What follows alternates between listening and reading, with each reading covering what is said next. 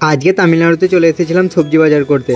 তো আজকের দিনটা হচ্ছে রবিবার, আর আমাদের এই রবিবারও কাজ হবে। তাই আর কি ভোর 3:30 সময় উঠে তাড়াতাড়ি করে চাল আরে ধুয়ে ভাতটা চাপিয়ে দিলাম। তারপর আমি লেগে পড়লাম সবজিগুলো কাটতে তরকারি করার জন্য। আর আমাদের ভাত তরকারি হতে করতে 6টা বেজে গিয়েছিল, তাই আর কি চলে এসেছিলাম কাজে। আর রবিবার 6টার সময় কাজে লাগলে দুপুর 2টোর সময় আমাদের ছুটি হয়ে যায়। তারপরে আমরা ঝাড়া 2টো অবধি কাজ করে রুম চলে আসি। আর বুঝতেই তো পারছো আজকে রবিবার, তাই আর কি আমরা সবাই জামা প্যান্ট আর সব কাছি, তো সেগুলো আজকে আর দেখাবো না।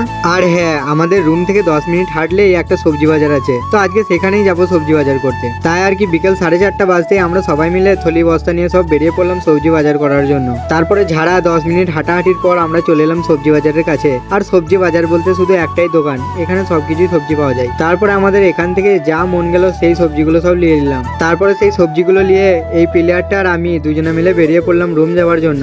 আর এদিকে রাস্তায় আস্তে আস্তে এই প্লেয়ারটা আমাদের জন্য নিয়ে নেয় 2টো করে কেক আর 2টো করে মিঠাই। তারপর আমরা সেগুলোকে নিয়ে হাঁটা দিয়ে দিলাম রুমের দিকে। তো এরপর আমরা তাড়াতাড়ি করে এটাকে খাই, আবার ভাত চাপাতে হবে।